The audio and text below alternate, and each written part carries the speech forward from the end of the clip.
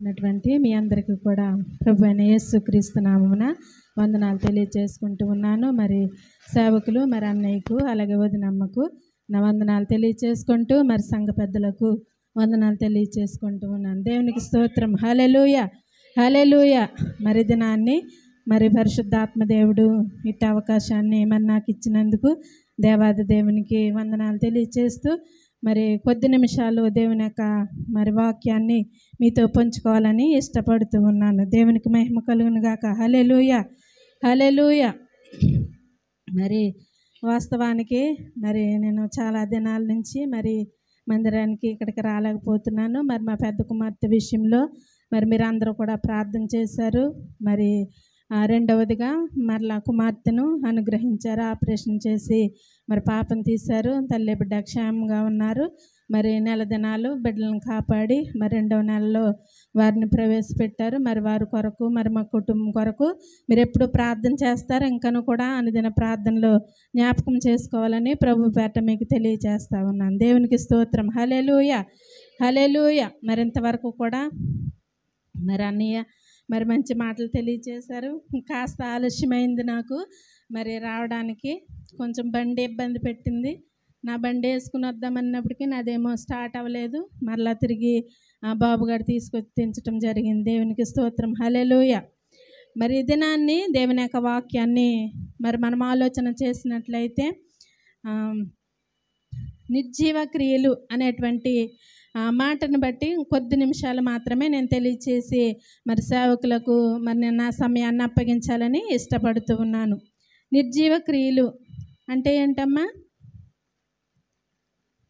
నిర్జీవ క్రియలు, మంచి క్రియలు అంటాం, చెడు క్రియలు అంటాం, వాటి నిర్జీవ క్రియలు అంటాము. నిర్జీవ క్రియలు అంటే ఏంటంటే తప్పుడు ఉద్దేశంతో చేసే వాటిని నిర్జీవ క్రియలు అని అంటూ ఉంటాము. శరీర క్రియల గురించి చెప్పినట్లయితే గలతీ పత్రికలో మనకు తెలుసు కదండి, 5వ అధ్యాయము 18వ వచనంలో మనకు అక్కడ కనపడుతూ ఉంటాయి. మనందరికీ కూడా తెలిసినటువంటి మాటలే అవన్నీ కూడాని. అయితే మనం ఈ దినాన్ని ఆలోచన చేసినట్లయితే ఏమని ఆలోచన చేయాలంటే పాపం నుండి మాత్రమే కాకుండా నిర్జీవ క్రియల నుండి కూడా మారు మనసు పొందాలని దేవుని యొక్క వాక్యము మనకు సెలవిస్తున్నట్లుగా బైబిల్ గ్రంథం సెలవిస్తుంది. అంతే కదమ్మా? అంతే కదా? దేవుని యొక్క వాక్యం ఏం సెలవిస్తూ ఉందంటే మనకున్నటువంటి చెడు తలంపులన్నిటినీ కూడా మనం తీసేసుకోవాలి. మన మనసులో ఏ విధమైనటువంటి చెడు ఆలోచనలు కానీ చెడు ఉద్దేశాలు కానీ మనలో ఉండకూడదని అక్కడ గలతీ పత్రిక 5వ అధ్యాయము 18వ వచనంలో అవన్నీ కూడా నిర్జీవ క్రియలు అని మనకు సెలవిస్తుంది. మన పరలోకపు తండ్రి ఎలాంటి వాడంటే పరిపూర్ణుడు గనుక మనము క్రీస్తుతో కూడా లేపబడిన వారము గనుక పైనున్న వాటి మీద మనసు ఉంచాలి కానీ భూ సంబంధమైనటువంటి వాటి మీద మనము ఆలోచన పెట్టకూడదని దేవుని యొక్క వాక్యము సెలవిస్తున్నట్లుగా మనం చూస్తూ ఉన్నాము. అయితే ఈ నిర్జీవ క్రియలు అంటే ఏంటో త్వరగా నేను 2-3 మాటలు మీకు చూపించి నా సమయాన్ని ముగించాలని ఇష్టపడుతూ ఉన్నాను. హెబ్రీలకు రాసిన పత్రిక అపోస్తలుడైన పౌలు హెబ్రీలకు రాసినటువంటి పత్రిక 6వ అధ్యాయము 1వ వచన భాగం నుండి చదువుకున్నట్లయితే, కాబట్టి నిర్జీవ క్రియలను విడిచి మారు మనసు పొందుటయు దేవుని యందలి విశ్వాసమును బాప్తిస్మములను గూర్చిన బోధయు హస్త నిక్షేపణమును ముతుర పునరుత్థానమును నిత్యమైన తీర్పును అను పునాది మరల వేయక క్రీస్తుని గూర్చిన మూలోపదేశము మాని సంపూర్ణలాగుటకు సాగిపోదుము. అయితే మనం ఎలా ఉండాలంటే సంపూర్ణంగా ఉండాలి. ఏదో మనము చేసేటువంటి భక్తి ఏదో కొద్దిగా లేకపోతే సగము భక్తి కాదు, కానీ మనము చేసేటువంటి భక్తి ఎలా ఉండాలంటే సంపూర్ణముగా పరిపూర్ణముగా ఉండాలని దేవుని యొక్క వాక్యము సెలవిస్తుంది. కనుక మన పరలోకపు తండ్రి ఎలాంటి వాడు అంటే పరిపూర్ణుడు కనుక మనము కూడా పరిపూర్ణముగా ఉండాలని దేవుని యొక్క వాక్యము సెలవిస్తున్నట్లుగా బైబిల్ గ్రంథం గ్రంథము తెలియచేస్తా ఉంది. నిర్జీవ క్రియలను విడిచి మారు మనసు పొందుటయు దేవుని యందలి విశ్వాసమును అంటున్నట్లుగా మనము చూస్తూ ఉన్నాము. కనుక మనము మారు మనసు పొందాలి. మనకున్నటువంటి చెడు తలంపులు, చెడు ఆలోచనలన్నిటినీ కూడా మనము విడిచిపెట్టేటువంటి వారముగా ఉండాలని దేవుని యొక్క వాక్యము సెలవిస్తూ ఉంది. మరి ఎంతమంది మనకున్నటువంటి చెడు ఆలోచనలు, చెడు తలంపులను మనము విడిచిపెట్టగలుగుతున్నాము? ఒక్కసారి మనం ఆలోచన చేయగలిగినట్లయితే బైబిల్ గ్రంథం తెలియచేస్తా ఉంది, ఆ నిర్జీవ క్రియలను విడిచి మారు మనసు పొందాలని దేవుని యొక్క వాక్యం సెలవిస్తూ ఉంది. ఫిలిప్పీలకు రాసిన పత్రిక 4వ అధ్యాయము 8వ వచన భాగం మనం చదువుకున్నట్లయితే,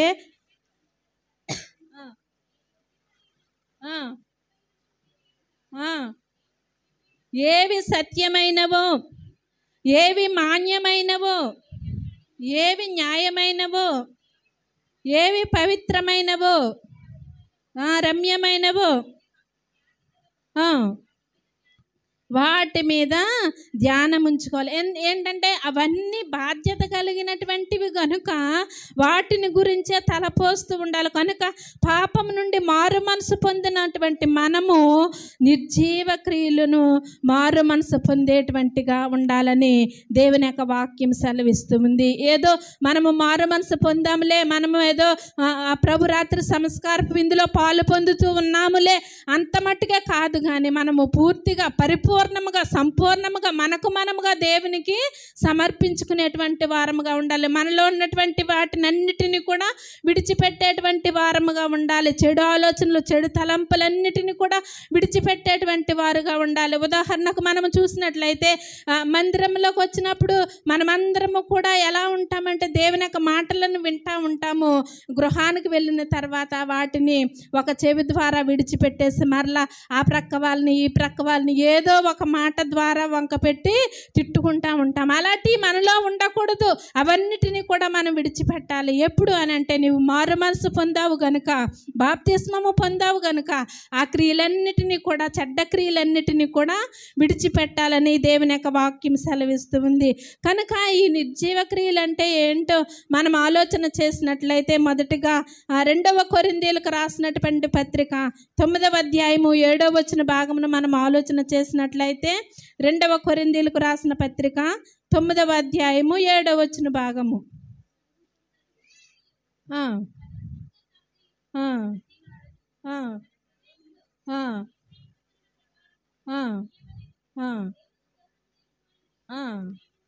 సరిపోతుందాం. ఇక్కడ చూసినట్లయితే దేవుని యొక్క వాక్యము ఏమి సెలవిస్తూ ఉందంటే, మనం ఆలోచన చేసినట్లయితే, సనుగో కొనకయు బలవంతముగా కాకయు ప్రతివాడును తన హృదయంలో నిశ్చయించుకున్న ప్రకారము ఇయ్యవలను అని దేవుని యొక్క వాక్యం సెలవిస్తూ ఉంది. ఇక్కడ ఏమి మనకి ఈ నిర్జీవ క్రియలు అంటే మనకి మొదటిగా ఏమి తెలియచేస్తూ ఉందంటే, సంతోషము లేకుండా చేసినటువంటి క్రియలన్నీ కూడా నిర్జీవ క్రియలు అని తెలియచేస్తూ ఉంది. నా ప్రియమైనటువంటి దేవుని బిడ్డలారా, అందుకనే అంటుంది, సనుగు కొనకయు బలవంతముగా కాకయు ప్రతివాడును తన హృదయంలో ఏదైతే అనుకుంటాడో, తన హృదయంలో ఏదైతే తీర్మానము చేసుకుంటూ ఉంటారో దాని ప్రకారముగా ఇయ్యవలను అంటూ ఉంటారు. నిజమే, ఏదైనా మనము సేవకులు చెప్పారనుకోండి, అమ్మ దాని నిమిత్తం ఇది చేయాలి, దీని నిమిత్తం ఇది చేయాలంటే కొంతమంది సనుక్కుంటారు. సనుక్కోకుండా ఎవరు ఉండరండి, ఏదోటి అనుకుంటారు. పాస్టర్ గారు అంతమాను ఏదో ఒకటి చెప్తూ ఉంటారు, ఏదో ఒకటి కావాలంటూ ఉంటారు అని అనుకుంటూ ఉంటారు. కానీ మనం ఎప్పుడు కూడా సనుగుకోకూడదు. దేవుని పని అంటే ఎలా ఉండాలంటే సంతోషముతో చేసేటువంటి వారుగా ఉండాలని దేవుని యొక్క వాక్యం సెలవిస్తూ ఉంది. మన మనసులో ఎలా ఉండాలంటే, ఇక్కడ చూడండి, బలవంతముగా కాక ప్రతివాడు తన హృదయంలో నిశ్చయించుకున్నటువంటి ప్రకారము, తన హృదయంలో ఏదైతే అనుకుంటారో దాని ప్రకారము చేయాలి అంటూ ఉన్నారు. మరి మనము చేయగలుగుతున్నామా? మన హృదయంలో ఏదైతే మనము పునరుత్థాన దినమందు మందిరానికి వెళ్ళేటప్పుడు, ఆరాధనకు వెళ్ళేటప్పుడు మనము ప్రభు సన్నిధిలో మనము కానుక సమర్పించాలి కనుక మనము గృహము దగ్గర నుండి బయలుదేరేటప్పుడే ఇది ప్రభువునకు కావలసి ఉన్నదని మనము చేత్తో పట్టుకుని మనం ప్రార్థన చేసుకుని మనం మందిరానికి రావాలి. ఒక తీర్మానంతో మనము దేవునికి మనం ఇవ్వాలి. సనుగు కొనుగ కాకుండా, బలవంతంగా కాకుండా సంతోషంతో దేవునికి ఇవ్వాలని దేవుని యొక్క వాక్యం సెలవిస్తుంది. కనుక అలా సంతోషంతో ఇవ్వకపోతే, సంతోషం లేకుండా చేసేది అంతా కూడా అదేంటంటే నిర్జీవ క్రియలు. దేవునికి స్తోత్రం, హల్లెలూయా. మరి మనం నిర్జీవ క్రియలుగా ఉందామా, జీవం కలిగినటువంటి క్రియలు చేసేటువంటి వారముగా ఉందామని ఆలోచన చేసేటువంటి వారుగా ఉండాలని దేవుని యొక్క వాక్యం సెలవిస్తుంది. కనుక మనసులో తీర్మానం చేసుకోవాలి. ఏదైతే మనం ప్రభువుకు చెయ్యాలని మనం ఆలోచన కలిగి ఉన్నామో దానిని మనం మనసారా హృదయపూర్వకంగా అనుకుని ప్రభు కొరకు ఇది చెయ్యాలి నేను అని దేవుని సన్నిధిలో సంతోషంగా కార్యాన్ని చేసేటువంటి వారుగా ఉండాలని దేవుని యొక్క వాక్యము సెలవిస్తున్నట్లుగా మనం చూస్తూ ఉన్నాము. సంతోషంతో ఇచ్చేవారిని దేవుడు ప్రేమించేవాడుగా ఉన్నాడు. నిజమేనమ్మా? సంతోషం ఇస్తే దేవుడు ప్రేమిస్తాడు, ఆశీర్వదిస్తాడు, అనేకమైన ఈవులు ఇస్తాడు, అనేకమైన ఆశీర్వాదాలు అనుగ్రహిస్తాడు. సనుగుకుంటూ ఇస్తే, బలవంతంగా ఇస్తే దేవుడు ఎటువంటి ఆశీర్వాదాలు ఇవ్వడు. ఆయన చిత్త ప్రకారంగా చేసేటువంటి వారిని ఆయన ప్రేమిస్తాడు. నిజమే కదా? ఆయన చిత్త ప్రకారంగా ఎవరైతే చేస్తారో వారిని ప్రేమిస్తాడు, తండ్రి చిత్త ప్రకారంగా చేస్తే. అందుకనే ప్రభు అంటే సరిపోదు, కానీ తండ్రి చిత్త ప్రకారం ఎవరైతే చేస్తారో వారే దేవుని రాజ్యానికి అర్హులు అంటూ ఉన్నట్లుగా మనం చూస్తా ఉన్నాం. కనుక తండ్రి చిత్త ప్రకారంగా చేయాలి, ప్రభు చిత్త ప్రకారంగా చేయాలి. ఏదైనా సరే ఇష్టపూర్వకంగా, మనఃపూర్వకంగా చేయాలని దేవుని యొక్క వాక్యం సెలవిస్తూ ఉంది. చూడండి, యెషయా గ్రంథంలో 64వ అధ్యాయం 5వ వచన భాగంలో ఒక మాట మనకి శ్రేష్టమైన మాట కనబడతా ఉంది. యెషయా గ్రంథము 64వ అధ్యాయము 5వ వచనం.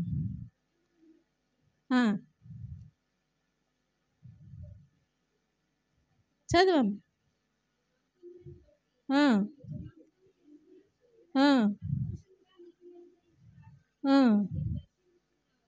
సరిపోతుంది.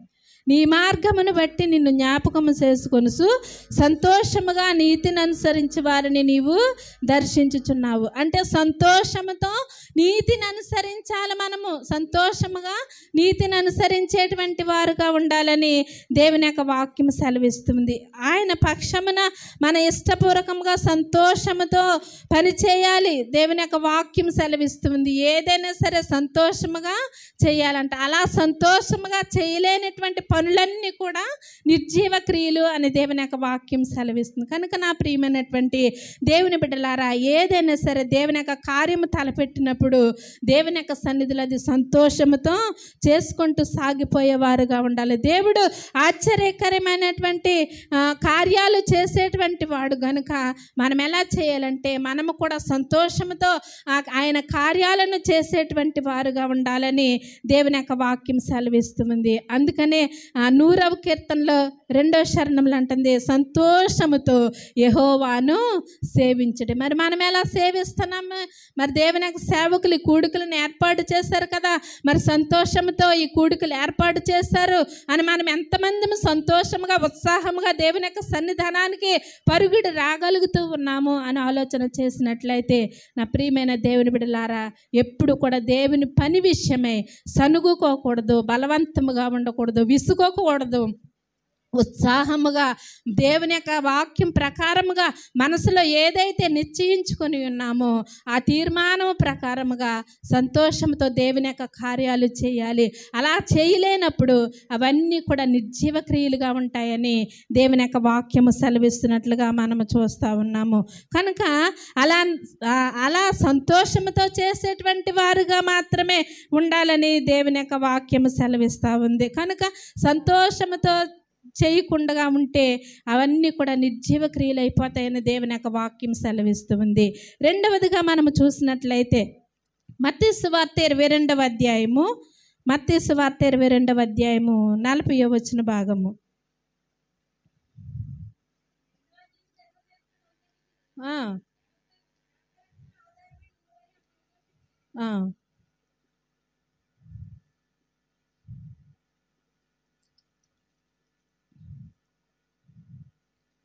ఈ 2 ఆజ్ఞలు ధర్మశాస్త్రం అంతటికి ప్రవక్తలకును ఆధారమై ఉన్నవని అతనితో చెప్పాను. దేవుని యొక్క వాక్యము సెలవిస్తుంది.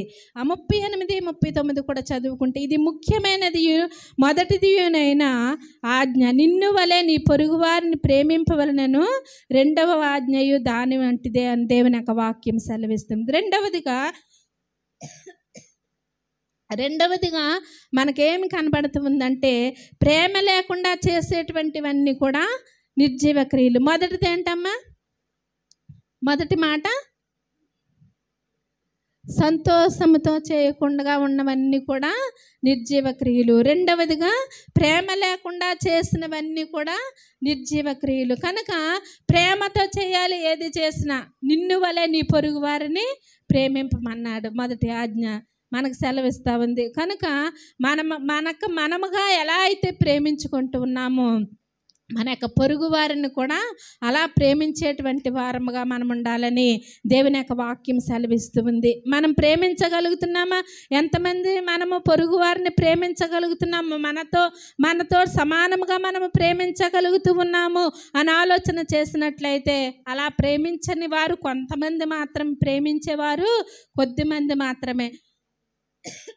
కనుక దేవుని ప్రేమించుట అది మొదటగా మనకు సెలవిచ్చినట్లుగా మనము చూస్తూ ఉన్నాము. కనుక నిన్ను వలె నీ పొరుగు వారిని ప్రేమింపవలనని అక్కడ రెండవ ఆజ్ఞ కూడా దాని వంటిదే అని దేవుని యొక్క వాక్యం సెలవిస్తూ ఉంది. కనుక ఈ విషయంలోనే దేవుడు ఎఫెసు సంఘమును హెచ్చరించినట్లుగా మనం చూస్తూ ఉన్నాము. ఒక తప్పు మోపవలసి ఉన్నది అని అక్కడ మనము చూస్తూ ఉన్నాము. కనుక నా ప్రియమైనటువంటి బిడ్డలారా, ఏది చేసినా సరే ప్రేమతో చేయాలి కదమ్మా.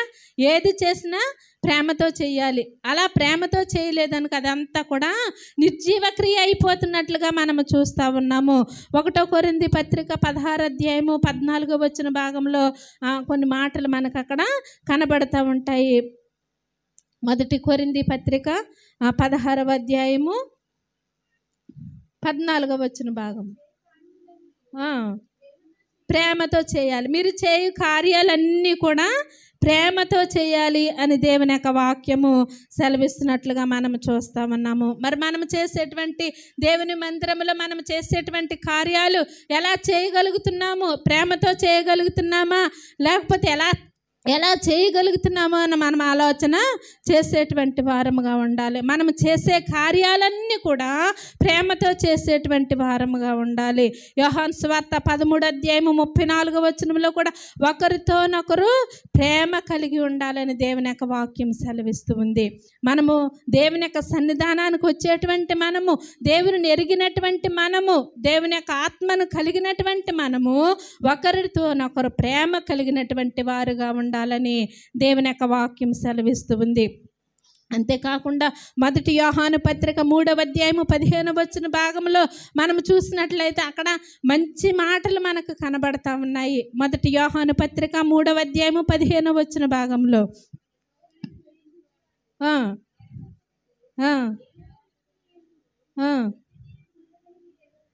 సరిపోతుందాం.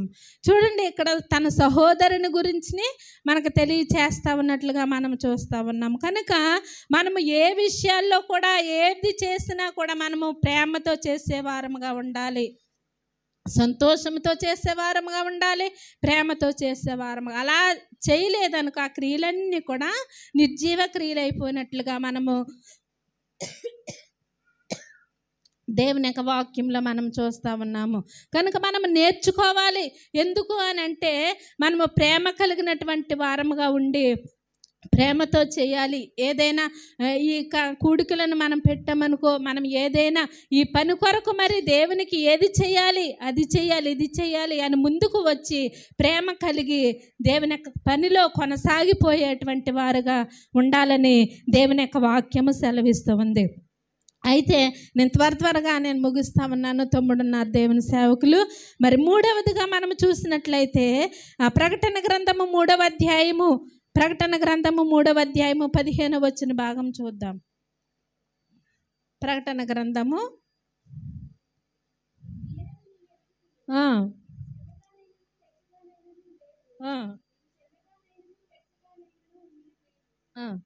నీవు వెచ్చగానేనను చల్లగానేనను ఉండక నులివెచ్చగా ఉన్నావు గనుక నేను నిన్ను నా నోట నుండి ఉమ్మివేయను ఉద్దేశించుచున్నాను అంటూ ఉన్నట్లుగా దేవుని యొక్క వాక్యంలో చూస్తూ ఉన్నాము. 19వ వచనం కూడా మనం చూద్దాం.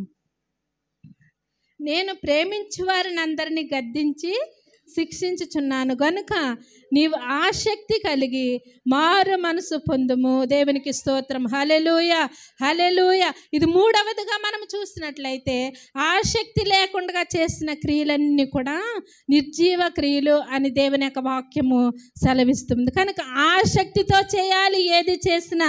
ఈ 19వ వచన భాగంలో అంటున్నాడు, నేను ప్రేమించు వారిని అందరినీ గద్దించి శిక్షించుచున్నాను గనుక నీవు ఆసక్తి కలిగి మారు మనసు పొందుము. ఆసక్తి కలిగి మారు మనసు పొందుము.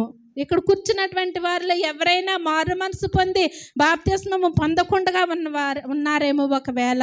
కానీ ఎవరి బలవంతము లేకుండా, ఎవరి యొక్క ఉద్దేశంతో కాకుండా మనముగా ఎవరికి వారముగా ఆసక్తితో మరి మారు మనసు పొందేటువంటి వారముగా ఉండాలి. ఒకరి బలవంతము కాదు, సేవకుల బలవంతము కాదు, పెద్దల బలవంతము కాదు, ఎవరి బలవంతము కాదు, కానీ ఎవరి ఆసక్తితో వారు మాత్రమే మారు మనసు పొందాలని దేవుని యొక్క వాక్యం సెలవిస్తున్నట్లుగా మనం చూస్తూ ఉన్నాము. అదే ప్రకటన గ్రంథంలో లవొదికయ సంఘములో ఉన్న సంఘముతో దేవుడు మాట్లాడుతూ ఉన్నాడు. నేను ప్రేమించి వారిని గద్దించి శిక్షించుచున్నాను అని అంటూ ఉన్నాడు. కనుక ఆసక్తి కలిగి మారు మనసు పొందాలని దేవుని యొక్క వాక్యం మనతో మాట్లాడుతూ ఉంది. ఎంతమంది ఆసక్తి కలిగినటువంటి వారుగా ఉంటున్నారు? దేవుని పని కొరకై ఎంతమందికి ఆసక్తి కలిగి ఉంటుంది? దేవుని పని కొరకైన ఆసక్తి, ఆతృత ఎంతమందికి ఉంటూ ఉన్నదని మనం ఆలోచన చేసినట్లయితే ఆసక్తి కలిగి మారు మనసు పొందాలి. మారు మనసు విషయంలో అన్ని విషయాల్లో కూడా ఆసక్తి కలిగినటువంటి వారుగా ఉండాలని దేవుని యొక్క వాక్యం సెలవిస్తుంది. కనుక సామెతల గ్రంథంలో 3వ అధ్యాయము 12వ వచనంలో తండ్రి తనకి ఇష్టమైన కుమారుని క్రమశిక్షణతో సరిదిద్దినట్లు యేసు తాను ప్రేమించే వారిని కూడా గద్దించునని దేవుని యొక్క వాక్యం సెలవిస్తుంది.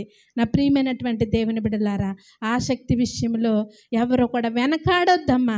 ఆసక్తి విషయంలో ఆతృత కలిగినటువంటి వారుగా ఉండాలని దేవుని యొక్క వాక్యం సెలవిస్తుంది. ఈరోజు నీవు ఆసక్తి విషయంలో సన్నగిల్లిపోతూ ఉన్నావేమో, ఈరోజు నీవు ఆసక్తి విషయంలో వెనకాడుచు ఉన్నావేమో, ఆసక్తి విషయంలో ఒకవేళ ఈ వెనకకి కృంగిపోతూ ఉన్నావేమో.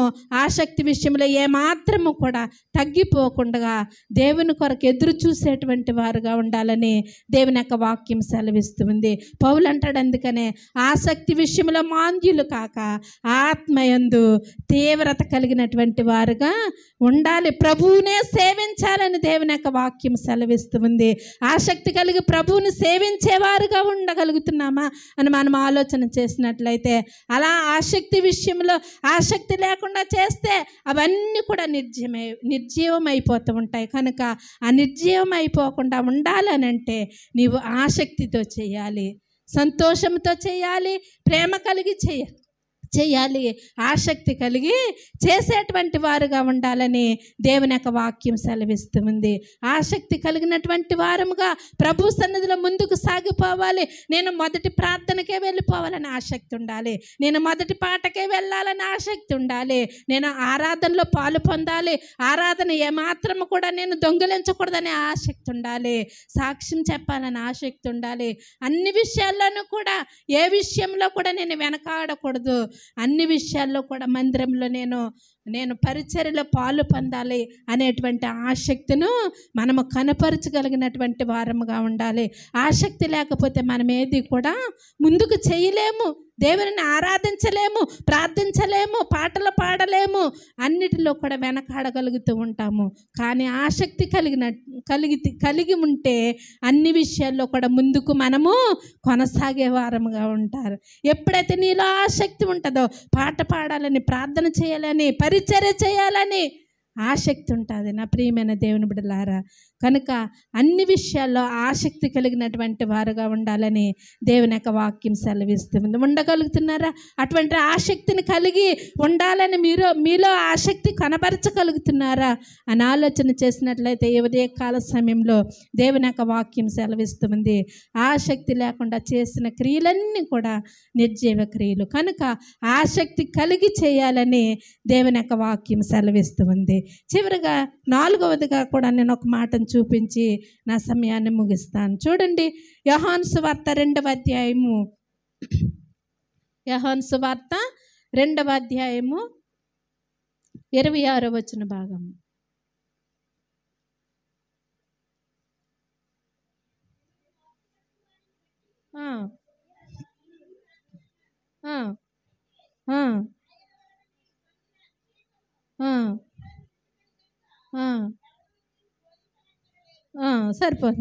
సరిపోతుంది. దేవుని యొక్క వాక్యం సెలవిస్తూ ఉంది. ఇక్కడ 17వ వచనం కూడా ఒకసారి మనం చూసినట్లయితే, ఆయన శిష్యులు నీ ఇంటిని గూర్చిన ఆసక్తి నన్ను భక్షించునని వ్రాయబడినట్టు జ్ఞాపకము చేసుకొనిరి అని దేవుని యొక్క వాక్యము సెలవిస్తున్నట్లుగా మనము చూస్తూ ఉన్నాము. కనుక ఇక్కడ దేవుని యొక్క వాక్యం అంటుంది, 4వదిగా మనము చూసినట్లయితే విశ్వాసము లేకుండా చేసే క్రియలన్నీ కూడా నిర్జీవ క్రియలు అని దేవుని యొక్క వాక్యం సెలవిస్తుంది. విశ్వాసము కూడా మనలో ఉండాలి. విశ్వాసము ఉండాలి. అన్నిటికంటే ప్రాముఖ్యమైనది మనకు విశ్వాసం ఉండాలి. పూర్తిగా దేవుని యొక్క వాక్యం మొదటిలో మనము చూస్తాము, ఆయన పరిపూర్ణుడు గనుక మనము కూడా పరిపూర్ణముగా ఉండాలి. అంతేకాకుండా విశ్వాసముతో క్రియలు చేయాలి, విశ్వాసముతో పని చేయాలి, విశ్వాసముతో ముందుకు కొనసాగాలని దేవుని యొక్క వాక్యం సెలవిస్తుంది. విశ్వాసము లేకుండా ప్రార్థించడం ద్వారా మన జీవితాలు ఎలా ఉన్నాయంటే మృతమైపోయినట్లుగా ఉన్నాయి. విశ్వాసము లేకుండా దేవునికి ఇష్టడై ఉండుట అసాధ్యమైన అపోస్తలుడైన పౌలు హెబ్రీయులకు రాసినటువంటి పత్రికలో మనం చూస్తా ఉన్నాము. కనుక విశ్వాసము లేకుండా ఉండటము దేవునికి ఇష్టమైనటువంటి వారముగా మనం ఏమాత్రము కూడా ఉండలేము. దేవునికి ఇష్టమైనటువంటి వారుగా ఉండాలి. దేవుని యొక్క పరిచర్యను కూడా మనం ఎలా చేయాలంటే విశ్వాసముతో చేయాలని దేవుని యొక్క వాక్యము సెలవిస్తున్నట్లుగా మనం చూస్తూ ఉన్నాము. కనుక బైబిల్ గ్రంథం ఏం చెప్తుందంటే, విశ్వాసం లేకుండా క్రియలు లేని విశ్వాసం ఎలాంటిదమ్మా? మృతమైనది, అది జీవం లేనిది, అది చచ్చిపోయినదిగా ఉంటూ ఉంది. కనుక ఆ నిర్జీవమైన క్రియలన్నిటిని కూడా మనం విడిచిపెట్టాలి. ఆ నిర్జీవ క్రియలన్నిటిని కూడా విడిచిపెట్టి జీవింపచేసేటువంటి క్రియలుగా మనము ఉండాలి. ఎలా ఉండాలంటే, మనము ఇవన్నీ కూడా సంతోషంతో చేసినప్పుడు, ప్రేమతో చేసినప్పుడు, ఉత్సాహంతో చేసినప్పుడు, మరి దేవుని యొక్క సన్నిధిలో మనము ఆసక్తితో చేసినప్పుడు, విశ్వాసంతో చేసినప్పుడు, ఇవన్నీ కూడా ఎలా ఉంటాయంటే ఇంకా నిర్జీవ క్రియలుగా అవి ఉండవు. అవి ఎలా ఉంటాయంటే జీవము కలిగినటువంటిగా ఉండి దేవుని యొక్క కార్యాలు బలమైనవిగా జరుగుతూ ఉంటాయని దేవుని యొక్క వాక్యము సెలవిస్తున్నట్లుగా మనం చూస్తూ ఉన్నాము. కనుక విశ్వాసముతో మనము చేయాలి. విశ్వాసముతో ప్రతి పనిని కూడా మనము చేసేటువంటి వారుగా ఉండాలని దేవుని యొక్క వాక్యం సెలవిస్తూ ఉంది. దేవుని ఉద్దేశాలన్నీ కూడా ఎక్కువగా మనము వివరించగలిగినటువంటి వారముగా, లేకపోతే మనము విశ్వాసంతో కనిపెట్టగలిగినటువంటి వారముగా ఉండాలని దేవుని యొక్క వాక్యం సెలవిస్తుంది. కొంతమంది చూడండి, ప్రార్థన చేస్తూ ఉంటారు, కార్యాలు జరగట్లేదంటూ ఉంటారు, కానీ విశ్వాసం లేకుండా చేస్తూ ఉంటారు. కానీ విశ్వాస సహితమైనటువంటి ప్రార్థన ఒక రోగిని స్వస్థపరుస్తూ ఉంటుంది. ఏలియా కూడా మన వంటి స్వభావం గల మనుషుడే కదమ్మా. అతడు ఆ ప్రార్థన చేయగా ఆకాశము వర్షం ఇవ్వలేదు. మరలా అతడు ప్రార్థన చేసినప్పుడు ఆకాశం వర్షం ఇచ్చింది, భూమి తన ఫలాన్ని ఇచ్చింది. ఇప్పుడు చూసినట్లయితే మనము చాలా ఎండలో చాలా వేడిగా మండిపోతూ ఉన్నాము. వర్షం వస్తే బాగున్నాను అనుకుంటూ ఉన్నాము, కానీ వర్షం మాత్రము రావడం లేదు. వేసవి కాలంలో వర్షాకాలం అయింది, వర్షాకాలంలో వేసవి కాలం అయింది. కనుక మనము ఏదైనా చేసినా విశ్వాసంతో మనము ప్రార్థన చేసేటువంటి వారముగా ఉండాలి. ఆయన జవాబిస్తాడు. మనకి విశ్వాసం కలిగి ఎదురు చూసినప్పుడు ఆయన మనకు కార్యాలు చేసేవాడుగా ఉంటూ ఉన్నాడు. మన కుటుంబాలలో అనేకమైన అద్భుతాలు ఆయన చేసేటువంటి వాడుగా ఉంటున్నట్లుగా దేవుని యొక్క వాక్యం సెలవిస్తుంది. కనుక విశ్వాసం లేకుండా చేసే క్రియలన్నీ కూడా మృతతుల్యముగానే ఉంటూ ఉన్నాయి. క్రియలు లేని విశ్వాసము మృతం అని దేవుని యొక్క వాక్యం సెలవిస్తుంది. కనుక ఆ క్రియలు లేని విశ్వాసము మృతము ఎలా అవుతుందో మనము విశ్వాసం కలిగినటువంటి వారముగా ఉంటే అవన్నీ కూడా మరి అట్లా జరగనటువంటి వారముగా, నిజమైనటువంటి విశ్వాసం కలిగినటువంటి వారముగా మనం ఉన్నట్లయితే దేవుని పట్ల విధేయతతోనూ మరి అవసరాల్లో మరి ఉన్నటువంటి మనము దేవునికి ప్రార్థన చేసేటువంటి వారముగాను, లేకపోతే మన సంఘములో మనకి ఏదైతే అవసరత ఉందో దాని నిమిత్తము మనము ఆసక్తి లేకపోతే విశ్వాసంతో మనము ప్రార్థన చేసేటువంటి వారముగాను మనం ఉండాలి. ఎందుకు అని అంటే ముఖ్యంగా మన సంఘము కొరకు, సంఘములో ఉన్నటువంటి కుటుంబాల కొరకు మనము విశ్వాసంతో ప్రార్థన చేసేటువంటి వారముగా ఉండాలి. అలా విశ్వాసంతో ప్రార్థన చేస్తే ఆ నిర్జీవ క్రియల నుండి మనము విడిపించబడిన వారం అవుతామని దేవుని యొక్క వాక్యం సెలవిస్తూ ఉంది. కనుక మనకు ఒక విశ్వాసం కలిగి మనం చేసినప్పుడు ఒక నమ్మకం మనకు ఉండాలి. ఒకరోజు ఏదైనా కార్యం జరగాలని ఈవేళ ప్రార్థన చేసి మరలా రేపు అనుకుంటాం, మనము నిన్న ప్రార్థన చేశాను ఈవేళకి ఇంకా కార్యం జరగలేదు అనుకుంటే వెంటనే మనకు జవాబు వచ్చేయాలా? లేదు, మనము ఎదురు చూడాలి. ప్రభు కొరకు మనము ఎదురు చూసేటువంటి వారముగా ఉండాలి. నమ్మకము కలిగి విశ్వాసంతో ఎదురు చూడాలి. దేవుని యొక్క సన్నిధిలో మరి సంఘములో కూడా అవసరతల నిమిత్తం అయితే విశ్వాసంతో ప్రార్థన చేయాలి. కుటుంబాల అవసరతల నిమిత్తము కూడా విశ్వాసంతో ప్రార్థన చేసేటువంటి వారముగా ఉండాలి. కానీ ఆ విశ్వాసం మనలో పూర్తిగా ఉంచుకొని, పరిపూర్ణముగా ఉంచుకొని, సంపూర్ణముగా ఉంచుకొని మనం ఎప్పుడైతే ప్రార్థన చేస్తామో అప్పుడు దేవుని యొక్క కార్యాలు మనకు జరుగుతాయని దేవుని యొక్క వాక్యం సెలవిస్తూ ఉంది. కనుక దేవుని యొక్క వాక్యం విన్నటువంటి నా ప్రియమైనటువంటి దేవుని బిడ్డలారా, దేవుని కార్యాలు మరి ఎలా చేయగలుగుతూ ఉన్నారు, ఎట్లా చేయగలుగుతూ ఉన్నారు? విన్నటువంటి 4 మాటలు కూడా దేవుని యొక్క మాటలను మీ హృదయంలో ఉంచుకొని సంఘములో ఎలా చేస్తూ ఉన్నారు? మరి సనుగుకుంటా బలవంతముగా చేస్తూ ఉన్నారా, లేకపోతే సంతోషంతో దేవుని కొరకు పని చేస్తూ ఉన్నారా, ఆసక్తి కలిగి చేస్తూ ఉన్నారా, విశ్వాసంతో చేస్తూ ఉన్నారా, మరి దేవుని యొక్క సన్నిధిలో ప్రేమ కలిగి చేస్తూ ఉన్నారా అనేటువంటి కార్యాలు 4 మాటలను మరి మీరు గుర్తుంచుకొని ప్రభు కొరకు ఏదైతే నేను చేయగలుగుతూ ఉన్నానో, నేను ఆశతో చేస్తూ ఉన్నాను, నేను ఎప్పుడు కూడా ఇంకా సనుగుకుండా చేయను, ఆశ కలిగి చేస్తాను, ప్రేమ కలిగి చేస్తాను. అంతేకాకుండా ప్రేమ కలిగి చేసే పని కాదు, కానీ ఒకరినొకరు సంఘములో అందరినీ కూడా ప్రేమించుకుంటూ, ఆ ఇరుగు పొరుగు వారిని కూడా ప్రేమించుకుంటూ ఉంటాను అనేటువంటి ఆలోచన కలిగి ఆసక్తితో ప్రభు కార్యాలను చేసేటువంటి దానిగా నేను ఉంటాను, లేకపోతే విశ్వాసంతో నేను ప్రభు కార్యాలు చేస్తాను అని ఒక తీర్మానము కలిగి ప్రభు కొరకు ఎదురు చూసేటువంటి వారుగా ఉండాలని దేవుని యొక్క వాక్యం మనకు తెలియచేస్తూ ఉంది. కనుక ఈ 4 మాటల ప్రకారముగా ఆసక్తితోనూ, ఆశతోనూ, ప్రేమతోనూ, విశ్వాసముతోనూ చేస్తూ ముందుకు సాగిపోయేవారుగా ఉండాలని ప్రభువు నామమును బట్టి మాటలు తెలియచేస్తూ ఈ నా మాటలు ముగిస్తా ఉన్నాను. దేవుడి మాటలు మనందరి కొరకు దీవించి ఆశీర్వదించునుగాక. ఆమేన్. సమయం ఇచ్చిన సేవకులన్నయ్యకు నా హృదయపూర్వక వందనాలు తెలియచేసుకుంటూ ఉన్నాను. నా వెనక వాక్యం చెప్పబోతున్న తమ్ముడికి కూడా నా హృదయపూర్వక వందనాలు తెలియచేసుకుంటున్నాను. అందరికీ వందనాలు. హల్లెలూయా.